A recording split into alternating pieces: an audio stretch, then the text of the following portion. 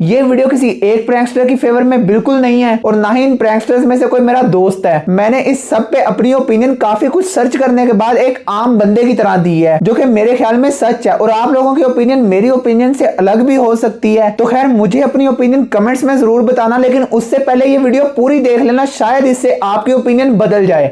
गलती करना बिल्कुल बुरी बात नहीं होती, लेकिन गलती करके उस बात पे डट जाना कि मैं ही सही हूँ, ये बिल्कुल गलत बात है। अगर आपने ये देखना है ना कि किस बंदे में कितनी ईगो है, तो ये देख लो कि वो बंदा अपनी गलती को कितनी जल्दी मानता है। आजकल ऐसे कुछ हालात हमारी कम्युनिटी में चल रहे हैं। एक दफा इमेजिन करो कि दो बंदे हैं और वो दोनों एक ही मोहल्ले में एक दूसरे के आमने सामने रहते हैं। करते वो दोनों चोरी हैं, लेकिन वो इस बात पे लड़ते रहते हैं कि बड़ा चोर कौन है। इस बात पे शर्मिंदा होने के बजाय कि वो दोनों चोर हैं और जो वो कर रहे हैं वो गलत है, वो इस बात पे खुश हो रहे होते हैं कि आज मैंने दूसरे को झूठा साबित कर दिया और ये साबित कर दिया कि वो बड़ा चोर है और मैं छोटा। खैर कसूर उन दोनों का नहीं है, क्योंकि बंदर का तो काम है कर्तव्य दिखाना। कसूर उस अवाम का है जो उनके कर्तव्य को इतनी अहमियत देती है। चल भाई बहुत हो गया, इतना फिलोसफर ना बनना। और 50 रुपए कट ओवर एक्टिंग की वजह से।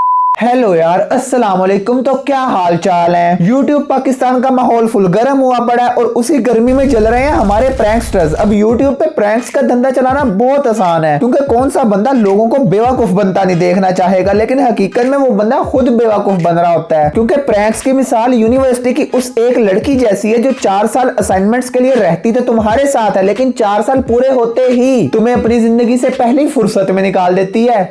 इन प्रैंक्स में एक लम्हे तुम्हें ये लग रहा होता है कि जो मैं देख रहा हूँ वो सही है, सच है, लेकिन अगले ही लम्हे तुम्हें ये पता चल जाता है कि यहाँ तो कुछ भी दिखाया जा सकता है जी। तो शमीर बादशाह, जिसका अपना रिकॉर्ड भी बिल्कुल ठीक नहीं है और रहने रिकॉर्ड इसने ठीक दूसरों के भी नहीं दिए, और ना खुद खेलूंगा और ना दूसरों को खेलने दूंगा वाली स्ट्रेटेजी पे अमल करते हुए इसने दूसरे प्रैंकस्टर्स को एक्सपोज करना शुरू कर दिया है। लेकिन हाँ यार, मैं शमीर को यही कहूंगा, सही खेल गया बहन। क्योंकि भाई पाकिस्तानी अवाम को पता होना चाहिए कि असलियत क्या है। यहाँ मैं ये नहीं कह रहा कि ये फेक है और ये सही है, मैं ये कह रहा हूँ कि यहाँ सब फेक हैं। फर्क बस ये है कि शमीर इस बात को मान लेता है कि वो फेक है और बाकी लोग नहीं मानते। तो खैर अब बारी बारी हम सब पे आएंगे और मैं आपको बताऊंगा कि सब के सब फेक किस तरह हैं। चलो भाई। शमीर ने हारिस अवान को एक्सपोज किया, जिसको फेक प्रूव करने की जरूरत नहीं थी और वो प्रैंक देख के ही पता लग रहा था कि वो प्रैंक कितना फेक है। अगर इस प्रैंक की बात की जाए तो कॉमन सेंस के इस्तेमाल से ये बात पता लग रही है कि ये फेक है, क्योंकि एक पाकिस्तानी लड़की बेशक वो किसी भी हालत में हो, वो उबर ड्राइवर के साथ आगे आके नहीं बैठेगी। ओ भाई। लेकिन ये तो बात है कॉमन सेंस की, जो शायद हमारे हारिस अवान की ऑडियंस को समझ नहीं आएगी। तो खैर फिर आ जाते हैं लॉजिक्स पे। चलो भाई। हारिस अवान ये कह रहा है कि कैमरा टिश्यू बॉक्स में छुपाया हुआ था, तो मुझे एक बात तो समझ ही नहीं आ रही कि एक फ्लिप आउट स्क्रीन वाला डीएसएलआर टिश्यू बॉक्स में पूरा आ किस तरह सकता है। बात की नहीं समझ आ रही तो मैं करके दिखा देता हूं। तो हारिस अवान अपनी वीडियो में कैनन का डीएसएलआर यूज करते हैं और ये भी उसी के साथ का एक फ्लिप आउट स्क्रीन वाला मॉडल है जो कि हारिस अवान अपनी वीडियो में यूज करता है। तो मुझे तो एक बात ये समझ नहीं आ रही कि अगर इसको यहाँ रखेंगे तो ये आगे से, और अगर इसको इस तरह रखते हैं तो ये पीछे से इतना खाली रह जाता है, तो ये पूरा कैसे आ रहा है यार। और अगर आप लोग ये कहोगे कि हारिस अवान के कैमरे का लेंस ही छोटा है, तो ऐसी वीडियो एक वाइड एंगल लेंस के साथ बनती है। तो गूगल पे जाके सर्च कर लो, तुम्हें पता लग जाएगा कि वाइड एंगल लेंस कितने कितने होते हैं। अभी और सुन। तो ये तो हो गया एक पॉइंट। दूसरा पॉइंट ये कि चलो अगर कैमरा रख भी दिया टिश्यू के डब्बे में, तो ये उबर वाले दोनों प्रैंक्स तकरीबन 30 मिनट के हैं, यानी कि लड़की 30 मिनट तक गाड़ी में फ्रंट सीट पे बैठी रही और जो कट्स लगाए हैं वो अलहदा, और इतनी देर फ्रंट सीट पे बैठे रहने के बावजूद उसकी नजर टिश्यू बॉक्स पे बिल्कुल नहीं जाती कि ये फटा हुआ है और इसके अंदर कैमरा है। कैसे दिया आपको? लेकिन खैर बात वही है कि हारिस भाई जब झूठ बोलने पे आ ही गए हैं तो जितने मर्जी लॉजिक्स और प्रूफ ले आओ, हारिस जानी कोई ना कोई कहानी सुना ही देंगे। और जब शमीर उस लड़की को ले आया जो उस प्रैंक में थी, तो हारिस अवान ने उस लड़की को झूठा कह दिया और उस लड़की के साथ चैट दिखा दी जो कि इससे पैसे मांग रही है। तो इस पे शमीर ने ये कहा है, तो गाइस इंस्टाग्राम की मैसेजेस पर डीएम पर कभी भी ऊपर यूजर नेम नहीं आता, लेकिन इसके फेक स्क्रीनशॉट पर आ रहा है। और ये मैं आपको स्क्रीन रिकॉर्डिंग में दिखा रहा हूँ। ये मैं गया इसके अकाउंट पर, मेरी और जुहा की सिर्फ इतनी बात हुई है और ऊपर चेक करें कुछ और आ रहा है, लेकिन जब आप इसकी आईडी खोलते हो तब zuha.zu आता है। अब अगर आपको नहीं पता तो मैं आपको बता दूं कि ये स्क्रीनशॉट जो हारिस अवान ने दिखाया ये आईफोन X या उससे ऊपर वाले किसी मॉडल में बना हुआ है, क्योंकि ये नीचे वाली लाइन इन्हीं मॉडल्स में होम बटन के तौर पे काम करती है। तो मेरे पास ये आईफोन है, शो ऑफ नहीं कर रहा यार, पता नहीं किस तरह पैसे जोड़े थे। तो खैर मैं इंस्टाग्राम पे जब इसी लड़की का इनबॉक्स खोलता हूँ तो इधर भी उसी तरह यूजर नेम शो होता है जैसे हारिस अवान ने अपने स्क्रीनशॉट में दिखाया था। समझ रहे हो आप?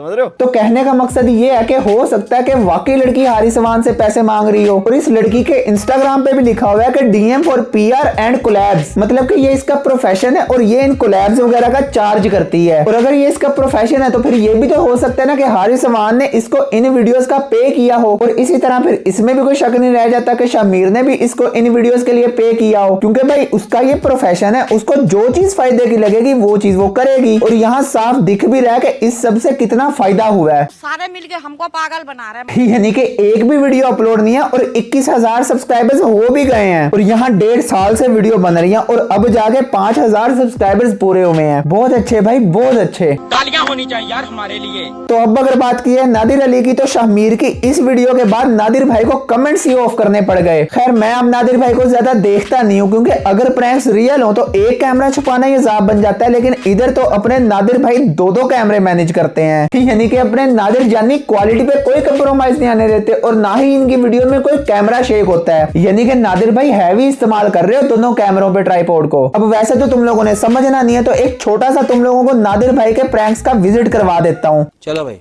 अब सबसे पहले आप लोग इस बात का यकीन करो कि पता नहीं कितने अरसे बाद मैं नादिर भाई के चैनल में गया और ये वीडियो ढूंढने के लिए मुझे जरा भी मेहनत नहीं करनी पड़ी। मैंने ऐसे ही 1-2 वीडियो चलाई और उसमें मुझे ये मिल गया। अबे जमील बात तो सुन।